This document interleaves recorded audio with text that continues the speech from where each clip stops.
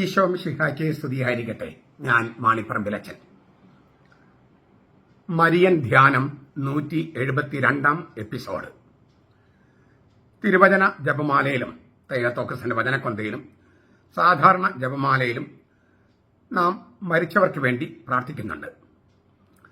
ആ മരിച്ചവർക്ക് വേണ്ടിയുള്ള പ്രാർത്ഥനയെക്കുറിച്ചാണ് നമ്മൾ കഴിഞ്ഞ കുറച്ച് ക്ലാസ്സുകളായിട്ട് ചിന്തിച്ചുകൊണ്ടിരിക്കുന്നത്. മരിച്ചവരുടെ ഉയർപ്പിനെക്കുറിച്ച് നമ്മൾ ചിന്തിക്കുകയായിരുന്നു. ആത്മാവിന് വേണ്ടി പ്രാർത്ഥിക്കുക എന്ന് പറഞ്ഞാൽ ആൾക്ക് വേണ്ടി പ്രാർത്ഥിക്കുക എന്നാണ് അർത്ഥമെന്നും, ശരീരത്തിന്റെ ഉയർപ്പ് എന്ന് പറഞ്ഞാൽ ആളുടെ ഉയർപ്പ് ആണ് എന്നും, അത് ഹിന്ദുക്കൾ വിശ്വസിക്കുന്നത് പോലെ ആത്മാവിന് സ്വയമേവ ഉള്ള അമരത്വമല്ലെന്നും, ഗ്രീക്കുകാർ വിചാരിക്കുന്നത് പോലെ ആത്മാവിന് ശരീരം കൂടെ അങ്ങ് ജീവിച്ചു പോകാമെന്നുള്ള സങ്കല്പമല്ലെന്നും നാം കഴിഞ്ഞ ക്ലാസ്സിൽ കണ്ടു. തീർച്ചയായിട്ടും നമ്മൾ ഈ മരിച്ചവരുടെ ഉയർപ്പ് അല്ലെങ്കിൽ ശരീരത്തിന്റെ ഉയർപ്പ് എന്നൊക്കെ പറയുന്നത്, ഈ ആത്മാവിന്റെ ഉണർത്തൽ എന്ന് പറയുന്നത്, ആളായി തീർന്ന ആത്മാവിന്റെ ഉണർത്തൽ എന്നൊക്കെ പറയുന്നത് അന്ത്യദിനത്തിലാണ്. അതേക്കുറിച്ച് ബെനഡിക്ട് 16 മാർപ്പാപ്പ ഇങ്ങനെ രേഖപ്പെടുത്തിയിരിക്കുന്നു: ചരിത്രത്തിന്റെ അന്ത്യത്തിൽ മനുഷ്യവംശത്തിന്റെ മുഴുവൻ സഹവാസത്തിലാണ് ഈ മരിച്ചവരുടെ ഉയർപ്പ് സംഭവിക്കുക. അത് സൂചിപ്പിക്കുന്നത് മനുഷ്യന്റെ അമരത്വത്തിന്റെ സമൂഹാത്മക സ്വഭാവമാണ്. മനുഷ്യവംശത്തിന്റെ സാകല്യവുമായി ബന്ധപ്പെട്ടാണ് ആളുടെ അമരത്വം, മനുഷ്യന്റെ അമരത്വം. ആ മനുഷ്യവംശത്തിൽ നിന്നാണ്, ആ മനുഷ്യവംശത്തിലേക്കാണ്, ആ മനുഷ്യവംശത്തോടൊപ്പമാണ് വ്യക്തി ഈ ഭൂമിയിൽ ജീവിച്ചത് എന്നതിനാൽ രക്ഷ നേടുന്നതായാലും നഷ്ടപ്പെടുന്നതായാലും അതോടൊപ്പം തന്നെയാണ്. അമരത്വത്തിന്റെ സംഘാത സ്വഭാവമാണ്, കളക്റ്റീവ് ക്യാരക്ടർ, മനുഷ്യവംശവും വ്യക്തിയും തമ്മിലുള്ള ഈ കൂട്ടിക്കെട്ടൽ. ഗ്രീക്ക് തത്വചിന്തയനുസരിച്ച് ആത്മാവിലേക്ക് പൂർണ്ണമായും ബാഹ്യലോകത്ത് നിന്ന് വരുന്ന ഘടകങ്ങളാണ് ശരീരവും ചരിത്രവും. ആത്മാവിന് ജീവിക്കാൻ ശരീരമോ ചരിത്രമോ വേണ്ട ഗ്രീക്ക് ചിന്തയനുസരിച്ച്, മറ്റൊരു ജീവിയും വേണ്ട. എന്നാൽ മനുഷ്യവംശത്തെ, മനുഷ്യനെ ഒറ്റ ഏകകമായി, ഒറ്റ യൂണിറ്റായി കാണുന്ന ക്രൈസ്തവ വേദപുസ്തകത്തില് സഹജീവികളുമായുള്ള സഹവർത്തിത്വം ഘടനാപരമാണ്. മനുഷ്യൻ മനുഷ്യനായിരിക്കാൻ, മനുഷ്യന് മനുഷ്യനായി ജീവിക്കണമെങ്കിൽ മറ്റു മനുഷ്യരുമായുള്ള സഹവർത്തിത്വത്തിലേ പറ്റൂ. അപ്പോൾ മരണത്തിന് ശേഷം നമുക്ക് മറ്റു മനുഷ്യരുമായി സഹവർത്തിത്വമുണ്ട്. ക്രിസ്തുധർമ്മ പ്രവേശിക, നിങ്ങളുടെ കയ്യിൽ ആ പുസ്തകം കാണും. ക്രിസ്തുധർമ്മ പ്രവേശിക 445 പേജാണ് ഞാനിപ്പോൾ കോട്ട് ചെയ്തത്.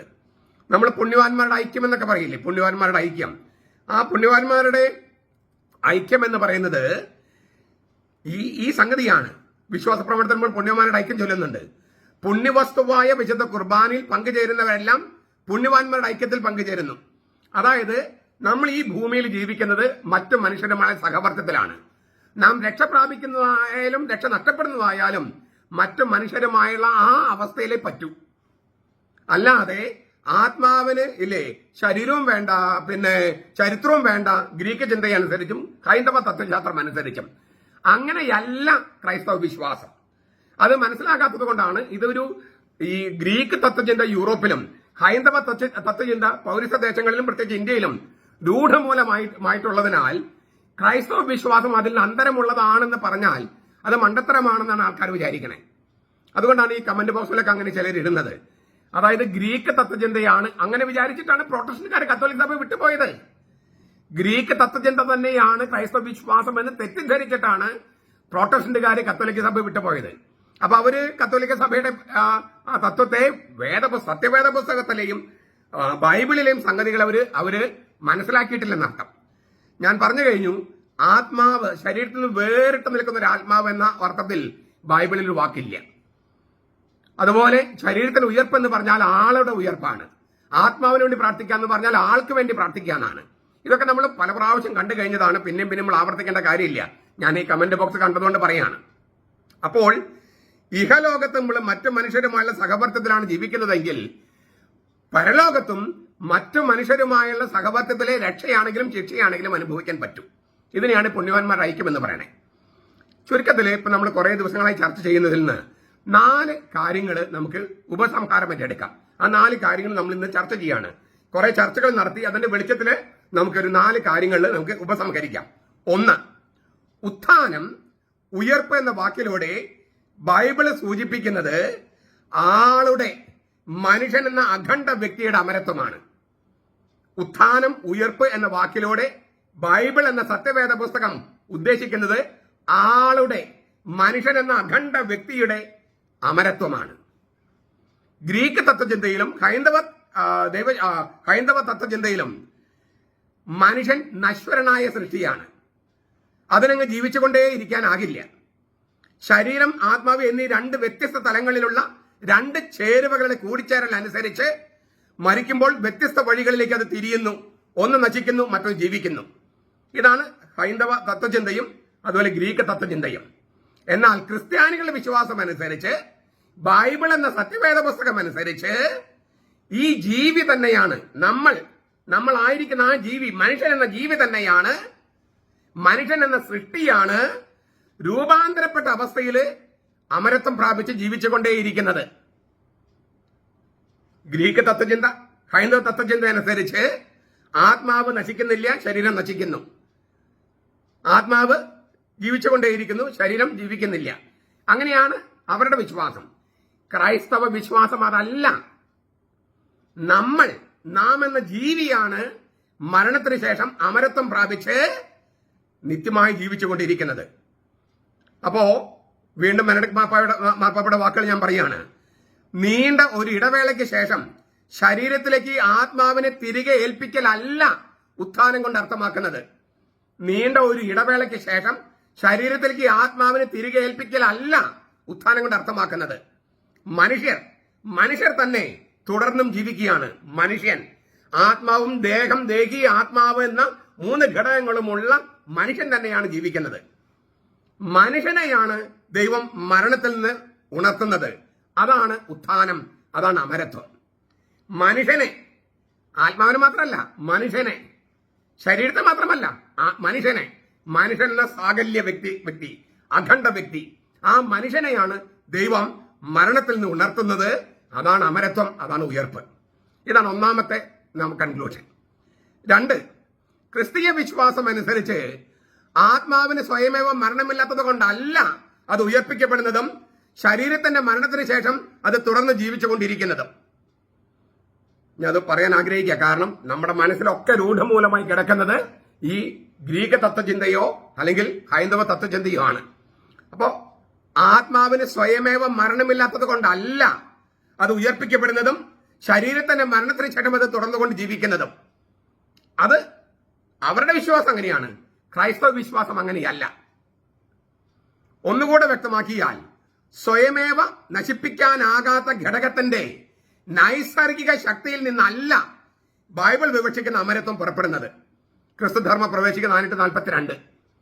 ഇത് വളരെ പ്രധാനപ്പെട്ടതാ. ആത്മാവിന് മരണമില്ലെന്ന് വിചാരിക്കാം, ആത്മാവിന് സ്വയമേവ അമരത്വം ഉണ്ടെന്ന് കരുതുക, പിന്നെ രക്ഷയുടെ ആവശ്യം എന്താ ഉള്ളേ? ആത്മാവ് മാത്രമാണ് ഉയർപ്പിക്കപ്പെടുന്നതെന്ന് വിചാരിക്കുക. എന്തിനാ രക്ഷകൻ? ആത്മാവ് നശിപ്പിക്കപ്പെടാൻ പറ്റാത്ത ഒരു ഘടകമാണ് ആത്മാവെങ്കിലേ.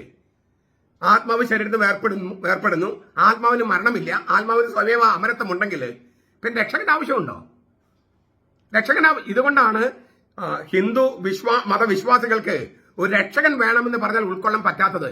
അവരുടെ രീതി അനുസരിച്ച് ആത്മാവിന് സ്വയമേവ അമരത്വമുണ്ട്, പിന്നെന്തിനാ രക്ഷകൻ?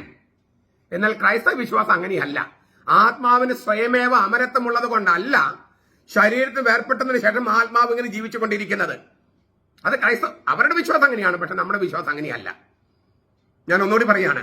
സ്വയമേവ നശിപ്പിക്കാനാകാത്ത ഘടകമായ ആത്മാവിന്റെ നൈസർഗിക ശക്തിയിൽ നിന്നല്ല ബൈബിൾ വിവക്ഷിക്കുന്ന അമരത്വം പുറപ്പെടുന്നത്.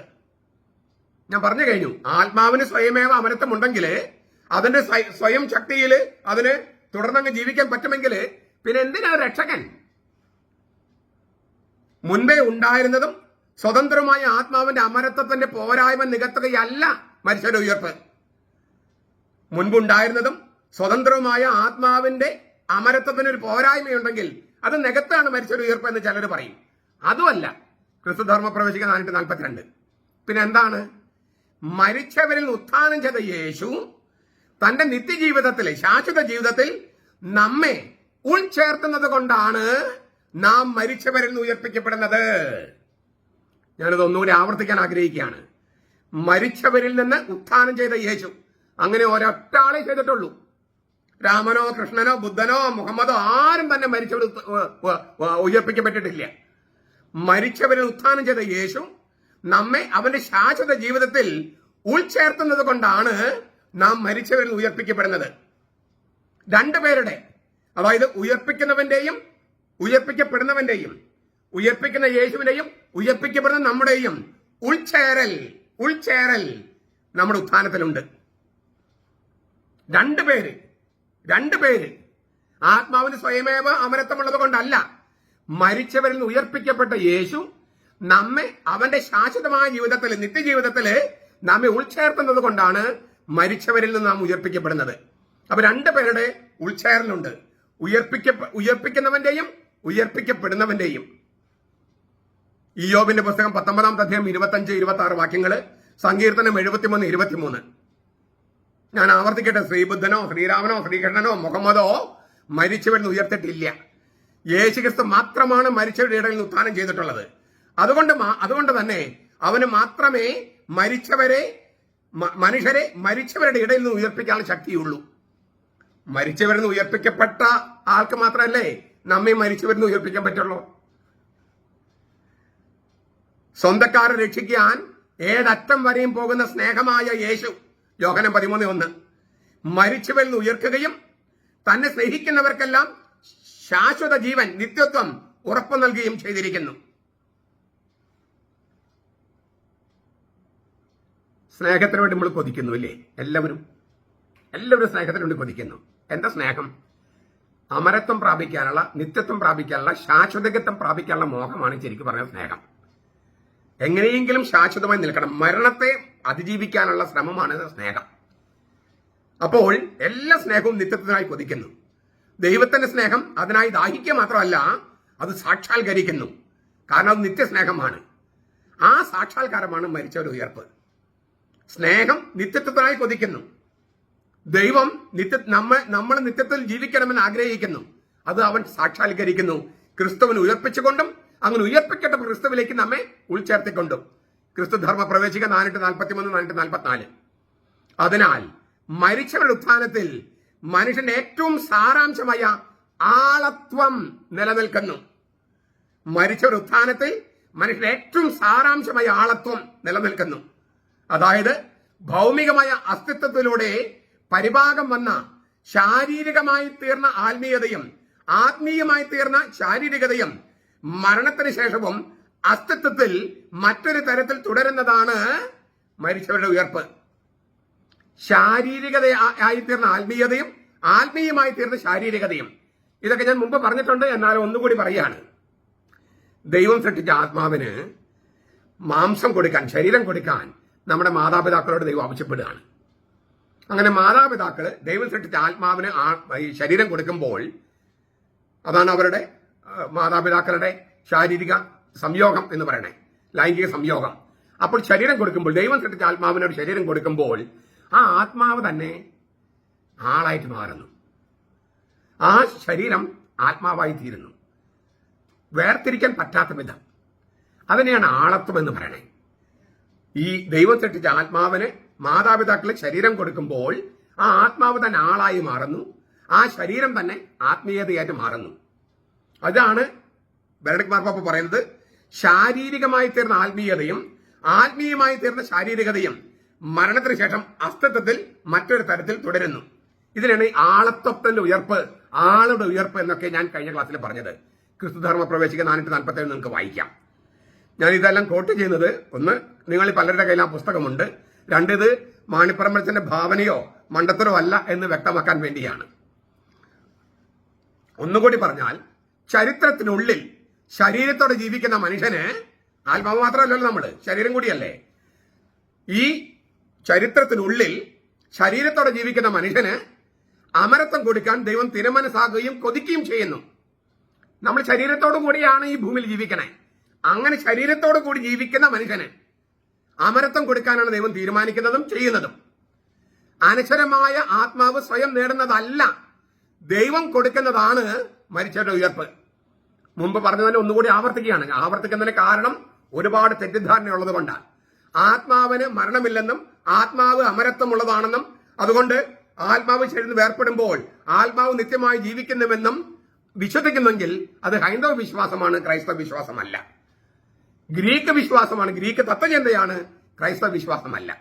മറിച്ച് ചരിത്രത്തിനുള്ളിൽ നാം ജീവിക്കുന്നത് ശരീരത്തോടു കൂടിയാണ്. അങ്ങനെ ശരീരത്തോടു കൂടിയ മനുഷ്യന് അമരത്വം കൊടുക്കാനാണ് ദൈവം തിരുമനസ്സാകുന്നതും കൊടുക്കുന്നതും. അനശ്വരമായ ആത്മാവ് സ്വയം നേടുന്നതല്ല മരിച്ചവരുടെ ഉയർപ്പ്, ദൈവം നൽകുന്നതാണ്. ക്രിസ്തുധർമ്മ പ്രവേശിക 444. മനുഷ്യന്റെ ഉണ്മ, ബീയിങ്, ദൈവത്തിന്റെ നിത്യത്വത്തിലേക്ക് പ്രവേശിച്ചത് ഏത് മനുഷ്യനിലൂടെയാണോ ആ മനുഷ്യനായ ക്രിസ്തുവിനോട് കൂടിയാണ്, പിതാവുമായി ഒന്നായി തീർന്ന മനുഷ്യനായ ക്രിസ്തുവിനോട് കൂടിയാണ് മനുഷ്യന്റെ ഭാവി സുനിശ്ചിതമായി തുറക്കപ്പെട്ടത്. ക്രിസ്തുവിനെ മരിച്ചവരുടെ ഇടയിൽ നിന്ന് കർത്താവ് ദൈവപിതാവ് ഉയർപ്പിച്ചപ്പോൾ അവൻ പുതിയ ജനസിലുള്ള ഒരു ജീവൻ, പുതിയ ജനസിൽ ജീവൻ ഉദ്ഘാടനം ചെയ്തു. അതാണ് നമ്മുടെ ഭാവി. ജീവശാസ്ത്രപരമായ ജീവൻ, അതീതമായ ജീവൻ, മരണത്തിന്റെയും അഴകളുടെയും നിയമങ്ങൾക്ക് വിധേയമല്ലാത്ത ജീവൻ, അതാണ് അവൻ ഉദ്ഘാടനം ചെയ്തത്. അങ്ങനെ ഉദ്ഘാടനം ചെയ്ത മനുഷ്യനോട് കൂടിയാണ്, ആ ക്രിസ്തുവിനോട് കൂടിയാണ് മനുഷ്യന്റെ ഭാവി ഉത്ഥാനം സുനിശ്ചിതമായി തുറക്കപ്പെട്ടിരിക്കുന്നത്. യേശുവിൽ ദൈവത്തിന്റെ വചനം മാംസം ധരിക്കുകയും നമ്മുടെ അസ്തിത്വത്തിലേക്ക് ശരിക്കും പ്രവേശനം നേടുകയും ചെയ്തു. വചനം മാംസമായി നമ്മുടെ ഇടയിൽ വസിച്ചു. ദൈവത്തിന്റെ ലോഗോസ് മാംസം ധരിച്ച് നമ്മുടെ അസ്തിത്വത്തിലേക്ക് പ്രവേശിച്ചു, ശരിക്കും പ്രവേശിച്ചു. അവൻ മരിച്ചു ഉത്ഥാനം ചെയ്തപ്പോൾ തന്റെ ശരീരം കബറിടത്തിൽ ഉപേക്ഷിച്ചോ? ഇല്ലല്ലോ. ശരീരത്തോടു കൂടിയല്ലേ ഉയർപ്പിക്കപ്പെട്ടത്? ശരീരത്തോടു കൂടിയാണ് അവന്റെ ഉയർപ്പ്. അങ്ങനെ ചെയ്തപ്പോൾ ദൈവത്തിന്റെ തന്നെ ഉണ്മയ്ക്കുള്ളിൽ മനുഷ്യന്റെ അസ്തിത്വം ഒരർത്ഥത്തിൽ അതിന്റെ ജോമെട്രിക്കൽ പ്ലേസ് കണ്ടെത്തുകയായിരുന്നു. ദൈവം മനുഷ്യനായി മണ്ണിൽ വന്നു, മാംസം ധരിച്ച് മണ്ണിൽ വന്നു, നമ്മുടെ മനുഷ്യന്റെ അസ്തിത്വത്തിലേക്ക് പ്രവേശിച്ചു.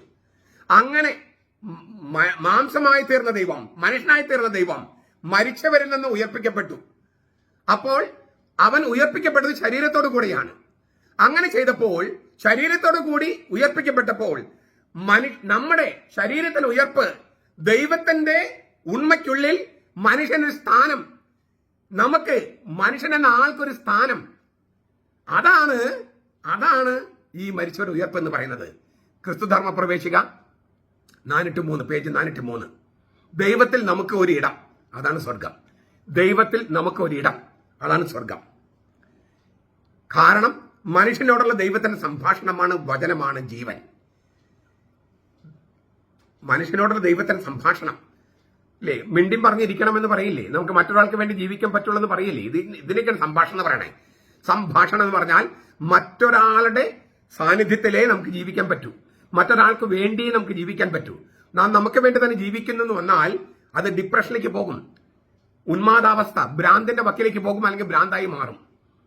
അപ്പം മനുഷ്യന് അല്ലേ ഒരു സംഭാഷണത്തിലേ ജീവിക്കാൻ പറ്റൂ, ഒരു വചനത്തിൽ ജീവിക്കാൻ പറ്റൂ, മറ്റുള്ളവരുമായി സംസർഗത്തിൽ ജീവിക്കാൻ പറ്റൂ. മനുഷ്യനോടുള്ള ദൈവത്തിന്റെ സംഭാഷണമാണ് ജീവൻ. ആ ജീവൻ നമുക്ക് തരിക എന്ന് പറഞ്ഞാൽ ദൈവത്തിൽ ഒരിടം നമുക്ക് നൽകുക, അതിനെ സ്വർഗം എന്ന് പറയണേ. നിത്യനായി ജീവിക്കുന്നവനാണ് മനുഷ്യനെ സംബുദ്ധി ചെയ്യുന്നത്, അവനുമായി സംഭാഷണത്തിൽ ഏർപ്പെടുന്നത്. എന്ന കാരണത്താൽ ഈ സംഭാഷണത്തില് ദൈവത്തിന്റെ പങ്കാളിക്ക് തന്നിൽ തന്നെ ജീവനുണ്ട്.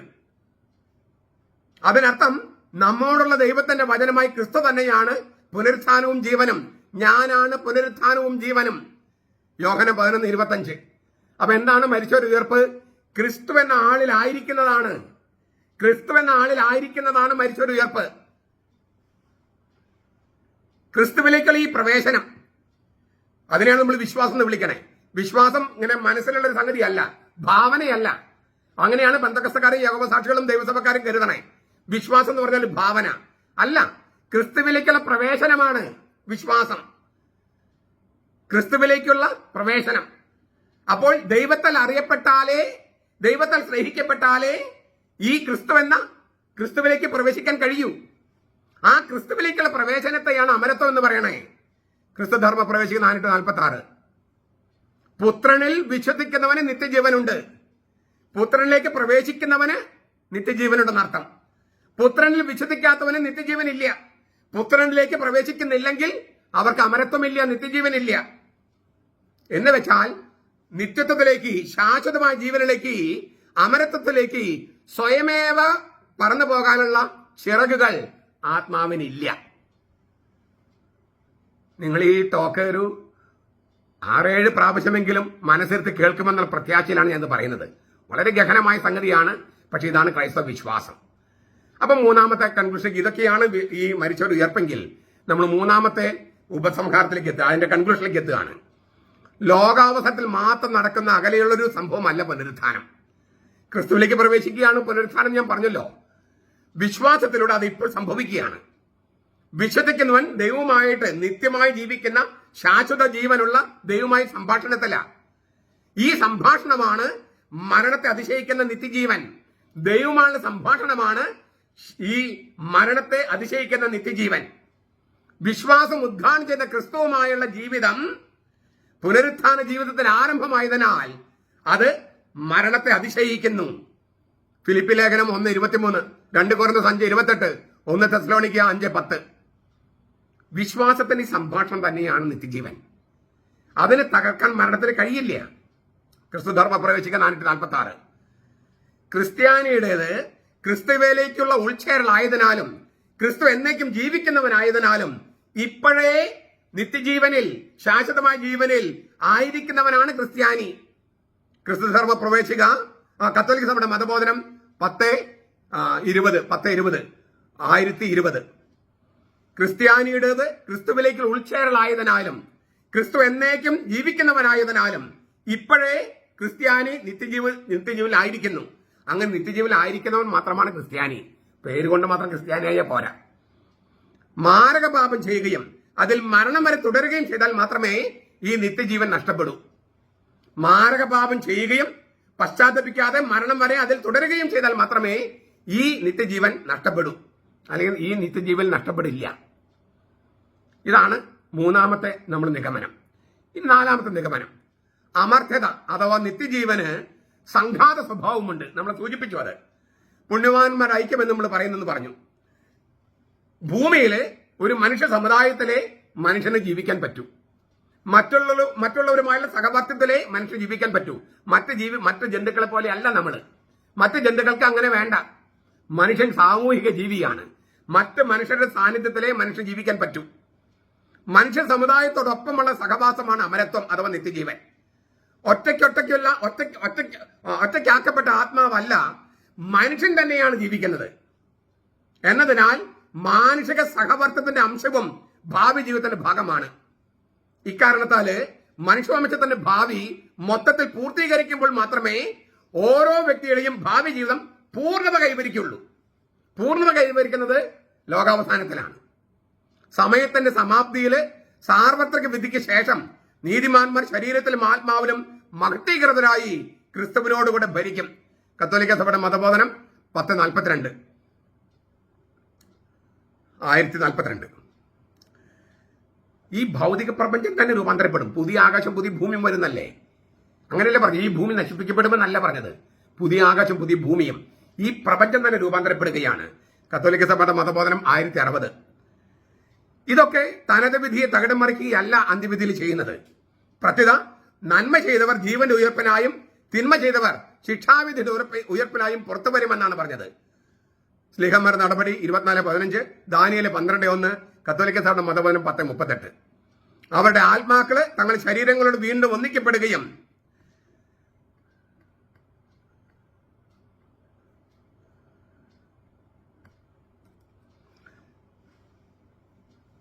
ഒന്നിക്കപ്പെടുകയാണ്. അത് രക്ഷയ്ക്കാണെങ്കിലും ശിക്ഷയ്ക്കാണെങ്കിലും അവർക്ക് ലഭിച്ച സ്ഥലം, പ്രതിഫലം, അത് നിത്യശിക്ഷയോ നിത്യരക്ഷയോ ആകാം. അവർക്ക് ലഭിച്ച സ്ഥലമല്ല പ്രതിഫലം. അവർ ശരീരത്തോടുകൂടെ അനുഭവിക്കാൻ വേണ്ടിയാണിത്. തീർച്ചയായും ഈ അന്തിമ രൂപാന്തരത്തിന്റെ രീതി നമുക്ക് അറിഞ്ഞുകൂടാ. കത്തോലിക്ക സഭയുടെ മതബോധനം 1048 ഞാൻ ഈ പറയുന്നത്. ഇതൊന്ന് ഈ അവസാനത്തെ കാര്യം ഒന്ന് പറഞ്ഞിട്ട് ഞാൻ അവസാനിപ്പിക്കാം. നമ്മൾ മരിക്കുമ്പോൾ തന്നെ ഒരു വിധി, അതിന്റെ തനത് വിധി എന്ന് പറയണേ. ലാസറിന്റെയും ധനവാനെയും ലാസറിന്റെയും കഥയിൽ അത് പറയുന്നുണ്ട്. അത് അന്ത്യവിധിക്ക് ശേഷമുള്ള സംഗതികളല്ലല്ലോ. അതുപോലെ തന്നെ ലാസർ ഉയർപ്പിക്കുന്ന രംഗത്തെ കർത്താവ് പറയുന്നുണ്ട്, ഞാനാണ് പുനരുത്ഥാനം ജീവനും. അപ്പോൾ ഒരു തനത് വിധിയുണ്ട്. വെളിപാട് പുസ്തകത്തില് വിശുദ്ധരുടെ ആത്മാവുകൾ എന്ന് വെച്ചാൽ വിശുദ്ധര് തന്നെ സ്വർഗത്തിലെ സിംഹാസനം താഴെ ഇരുന്ന് അവരുടെ പ്രാർത്ഥനകൾ സമർപ്പിക്കുന്നുണ്ട്. അന്ത്യവിധിക്ക് ശേഷമല്ലല്ലോ. അന്ത്യവിധിക്ക് ശേഷം പിന്നെ വിശുദ്ധരുടെ പ്രാർത്ഥനകൾ എന്തിനാ? വിശുദ്ധരുടെ പ്രാർത്ഥനകൾ വേണമെന്ന് വെളിപാട് പുസ്തകം പല പ്രാവശ്യം ആവർത്തിച്ച് പറഞ്ഞിട്ടുണ്ട്. 6-ാം അധ്യായം 9 മുതൽ 13 വരെ വാക്യങ്ങളിൽ രക്തസാക്ഷികളുടെ ആത്മാവുകൾ പ്രാർത്ഥിക്കുന്നുണ്ട്. 8-ാം അധ്യായം 1 മുതൽ 4 വരെ വിശുദ്ധരുടെ പ്രാർത്ഥനകളും 2 പ്രാവശ്യം പറഞ്ഞിട്ടുണ്ട്. അതുപോലെ തന്നെ 5-ാമത്തെ അധ്യായത്തിലും 7-ാമത്തെ അധ്യായത്തിലും അതുണ്ട് വെളിപാട് പുസ്തകം. അപ്പോൾ ഏക മധ്യസ്ഥനുള്ളത് കൊണ്ട് വിശുദ്ധരുടെ പ്രാർത്ഥനകൾ വേണ്ട എന്നല്ല, വേണമെന്നാണ് ബൈബിള് പറയണേ. പെന്തക്കോസ്തക്കാരും ദൈവസഭക്കാരും ഒക്കെ യഹോവാസാക്ഷികളൊക്കെ ഏത് ബൈബിളാണ് വായിക്കുന്നത് എനിക്ക് അറിഞ്ഞുകൂടാ. അവര് പറയുന്ന ഏക മധ്യസ്ഥനുള്ളതുകൊണ്ട് വിശുദ്ധരുടെ പ്രാർത്ഥനയും വേണ്ട, മാതാവിന്റെ മറിയത്തിന്റെ പ്രാർത്ഥനയും വേണ്ടെന്നൊക്കെയാ. ബൈബിള് പറയുന്നത് മറിച്ച. ഞാൻ ഈ പറഞ്ഞ ടെക്സ്റ്റുകളൊക്കെ വായിച്ചു നോക്കുക നിങ്ങൾ. വിശുദ്ധരുടെ പ്രാർത്ഥനകൾ വേണമെന്ന് അവിടെ എഴുതിയിട്ടുണ്ട്. അപ്പൊ ഈ പെന്തക്കോസ്തക്കാരും യഹോവാസാക്ഷികളും ദൈവസഭക്കാരൊക്കെ കത്തോലിക്ക സഭയെ ആക്രമിക്കാൻ പറ്റിയ വചനം മാത്രം സ്വീകരിക്കുകയും അല്ലാത്ത വചനം തമസ്കരിക്കുകയും ചെയ്യും. അതൊരു പൈശാചിക പ്രവൃത്തിയല്ലേ? അവർക്ക് ഇഷ്ടപ്പെട്ട വചനം മാത്രം സ്വീകരിക്കുക, ഇഷ്ടപ്പെടാത്ത വചനങ്ങളൊക്കെ കത്തോലിക്ക സഭ അംഗീകരിക്കുന്ന വചനങ്ങളൊക്കെ അവര് റദ്ദാക്കുക. ഇതെന്തൊരു മര്യാദയത്? അത് ശരിയാണോ? വിശുദ്ധരുടെ പ്രാർത്ഥനകൾ വേണമെന്ന് എത്ര പ്രാവശ്യം എഴുതിയിരിക്കുന്നത്? എന്നിട്ടും വിശുദ്ധരുടെ പ്രാർത്ഥനകൾ വേണ്ട, മറിയത്തിന്റെ മധ്യസ്ഥം വേണ്ടെന്ന് പറഞ്ഞ് നടക്കുകയാണ്. എന്റെ കർത്താവിന്റെ അമ്മ എന്ന് ബൈബിള് പറഞ്ഞിട്ടുണ്ട് ലൂക്കാസ് സുവിശേഷം 1-ാമത്തെ അധ്യായത്തില്. എന്നിട്ട് കത്തോലിക്കരാണ് കർത്താവിന് അമ്മയുണ്ടാക്കിയെന്ന് പറഞ്ഞ് നടക്കുക. അവർ ഏത് ബൈബിളാണ് വായിക്കണേ? സത്യവേദ പുസ്തകത്തിലും അവരിത് എന്റെ കർത്താവിന്റെ അമ്മ എന്നുണ്ട്. ഇതൊന്നും തിരിച്ചറിയാതെ, അല്ലെങ്കിൽ തിരിച്ചറിഞ്ഞിട്ടും ബോധപൂർവം അവര് അന്ധത നടിക്കുകയാണ്. ചുരുക്കത്തിൽ ഞാൻ ഇതൊന്ന് പറയാണ്. തനത് വിധിയുണ്ട്. ആ തനത് വിധിയെ റദ്ദാക്കുകയോ നിരാകരിക്കുകയോ അല്ല അന്ത്യവിധിയിൽ ചെയ്യുന്നത്. അന്ത്യവിധിയിൽ എന്താ സംഭവിക്കുന്നത്? നമ്മൾ അടുത്ത ക്ലാസ്സിൽ കുറച്ചുകൂടി വ്യക്തമായിട്ട് ഞാൻ പറയാം. അതായത് മരിക്കുമ്പോൾ എന്ത് സംഭവിക്കുന്നു, ആ സംഗതി ഞാൻ അടുത്ത ക്ലാസ്സിൽ പറയാം. ഇപ്പൊ ഞാൻ ഈ 4-ാമത്തെ പോയിന്റ് പറഞ്ഞ് അവസാനിപ്പിക്കട്ടെ. അതായത് നമ്മൾ ക്രിസ്തുവിലേക്ക് ഉൾച്ചേർക്കപ്പെടുന്നതുകൊണ്ട് ഇപ്പോഴേ നിത്യജീവനിലാണ്. നമ്മുടെ ആളത്വമാണ്, മനുഷ്യനാണ് ഉയർപ്പിക്കപ്പെടുന്നത്. അന്ത്യവിധിയിലാണ് നമ്മുടെ ശരീരം ഉയർപ്പിക്കപ്പെട്ട് ഈ ആളത്വത്തോട് ചേർക്കുന്നത്. രൂപാന്തരപ്പെട്ട ശരീരം സ്വീകരിക്കുന്ന അന്ത്യവിധിയിലാണ്. അത് നമുക്ക് കിട്ടിയ വിധി, തനത് വിധിയിൽ കിട്ടിയ വിധി ശരീരത്തോടു കൂടി, അത് ശിക്ഷയാണെങ്കിലും രക്ഷയാണെങ്കിലും ശരീരത്തോടു കൂടി, രൂപാന്തരപ്പെട്ട ശരീരത്തോടുകൂടി അനുഭവിക്കുന്നതിന് വേണ്ടിയാണ് അന്ത്യവിധി. അല്ലാതെ തനത് വിധിയെ റദ്ദാക്കുകയല്ല. കൂടുതൽ കാര്യങ്ങൾ ഞാൻ പറഞ്ഞല്ലോ. നമ്മൾ മരിക്കുമ്പോൾ എന്ത് സംഭവിക്കുന്നു അത് നമുക്ക് അടുത്ത ക്ലാസ്സിൽ ചർച്ച ചെയ്യാം. അപ്പോൾ മരിച്ചവർക്ക് വേണ്ടിയുള്ള പ്രാർത്ഥന എന്താണ്, എന്തിനാണ് എന്നൊക്കെ നമുക്ക് മനസ്സിലാക്കാൻ കുറച്ചുകൂടി പറ്റും. ഇത് ഇച്ചിരി ഗഹനമായ കാര്യങ്ങളാണ്. കഴിഞ്ഞ ക്ലാസ്സുകളുടെ തുടർച്ചയായിട്ടുള്ള ഒരു നിഗമനമാണ് നമ്മൾ എടുത്തത്. മരിക്കുമ്പോൾ നമുക്ക് എന്ത് സംഭവിക്കുന്നു എന്ന് വ്യക്തമാക്കാൻ വേണ്ടിയാണ് ഞാൻ ഇത്രയൊക്കെ നീണ്ട ചർച്ചകൾ നടത്തിയത്. നിങ്ങളത് ആഴത്തിൽ പഠിപ്പിക്കണമെന്നും നമ്മുടെ മക്കളെ പഠിപ്പിക്കണമെന്നും ഒക്കെ ഞാൻ പ്രത്യേകം ആവശ്യപ്പെടുകയാണ്. കാരണം നമ്മുടെ മക്കൾ പല സ്ഥലത്ത് പോകുന്നു, ജിമ്മിൽ പോകുന്നു, പിന്നെ അവിടെ എക്സർസൈസിന് പോകുന്നു, സ്കൂളിൽ പോകുന്നു. അപ്പൊ അവിടെ എല്ലാം കേൾക്കുന്ന ഈ ഫിലോസഫികളും തത്വചിന്തകളൊക്കെ വായിച്ചും കേട്ടും അതാണ് ശരി എന്ന് വിചാരിക്കാൻ സാധ്യതയുണ്ട്. അപ്പൊ നമ്മൾ കൃത്യമായിട്ട് പഠിപ്പിച്ചില്ലെങ്കിൽ നമ്മുടെ മക്കള് തെറ്റായ വഴികളിലേക്ക് പോകാനും തെറ്റായ പാഷാണ്ഡതകളിലേക്ക്, അബദ്ധ സിദ്ധാന്തങ്ങളിൽ പോകാൻ സാധ്യതയുണ്ട്. കാരണം ഈ അന്തരീക്ഷത്തിൽ മുഴുവൻ ഇത്തരത്തിലുള്ള ഈ തെറ്റായ പ്രബോധനങ്ങൾ കിടക്കുകയാണ്. കൺഫ്യൂഷൻ ഉണ്ടാക്കുന്ന, ആശയക്കുഴപ്പമുണ്ടാക്കുന്ന, പിന്നെ നമ്മൾ തന്നെയാണ് ദൈവം എന്നുള്ള മട്ടിലുള്ള ഈ ചിന്തകളൊക്കെ ധാരാളമുണ്ട്. ബുദ്ധമതവും അങ്ങനെയൊക്കെ ആ തരത്തിൽ അവതരിപ്പിക്കുകയാണല്ലോ. ദൈവം വേണ്ട, സ്വർഗമുണ്ട്, നിർമ്മാണമുണ്ട്, മോക്ഷമുണ്ട്, പക്ഷെ ദൈവം വേണ്ട, അങ്ങനെയുള്ള നിരീശ്വര മതങ്ങളൊക്കെയുണ്ട്. ഇതൊക്കെ നമ്മുടെ സമുദായത്തിൽ സ്വാധീനം ചെലുത്തുന്നുണ്ട്. നമ്മൾ വിശ്വസിക്കുന്നത് എന്തെന്ന് കൃത്യമായി പഠിപ്പിച്ചില്ലെങ്കിൽ നമ്മുടെ മക്കൾക്ക് തെറ്റുപറ്റാം, നമുക്കും തെറ്റുപറ്റാം. അങ്ങനെ സംഭവിക്കുന്നു എന്നുള്ളതാണ് ഈ നമ്മൾ കാണുന്നത്. അതിനാൽ കൃത്യമായി നമ്മൾ എന്താണ് വിശ്വസിക്കുന്നതെന്ന് കൃത്യമായി പഠിപ്പിക്കാൻ ഈ പ്രബോധനങ്ങൾ നിങ്ങൾ അറിഞ്ഞിരിക്കേണ്ടത് അത്യാവശ്യമാണ്. ഞാൻ പറഞ്ഞതെല്ലാം കത്തോലിക്ക സഭയുടെ മതബോധനവും ക്രിസ്തുധർമ്മ പ്രവേശവും ഒക്കെ വെച്ചിട്ടാണ് ഞാൻ നിങ്ങളുടെ മുമ്പിൽ പറഞ്ഞത്. അതിനാൽ ഇത് വെറും മണ്ടത്തരമായി കണക്കാക്കാതെ, ഇതും ഞങ്ങൾ ഇതുവരെ കേട്ടിട്ടില്ല, അതുകൊണ്ട് ഇതൊന്നല്ല എന്ന് വിചാരിക്കാതെ കത്തോലിക്ക സഭയുടെ മതബോധനമാണ് ഞാൻ പറയുന്നത് എന്ന കാര്യം തിരിച്ചറിഞ്ഞ് അച്ഛന്മാരും മുതിർന്നവരും ഇത് വായിച്ച് ഇത് കേട്ട് നിങ്ങളെ പഠിപ്പിക്കണമെന്ന് ഞാൻ പ്രത്യേകം ആവശ്യപ്പെടുകയാണ്, അഭ്യർത്ഥിക്കുകയാണ്. നമ്മുടെ കർത്താവ് ഈശോ മിശിഹായുടെ കൃപയും പിതാവായ ദൈവത്തിന്റെ സ്നേഹവും പരിശുദ്ധാത്മാവിന്റെ സഹവാസവും നാം എല്ലാവരോടും കൂടി ഉണ്ടായിരിക്കട്ടെ, ഇപ്പോഴും എപ്പോഴും എന്നേക്കും. ആമേൻ.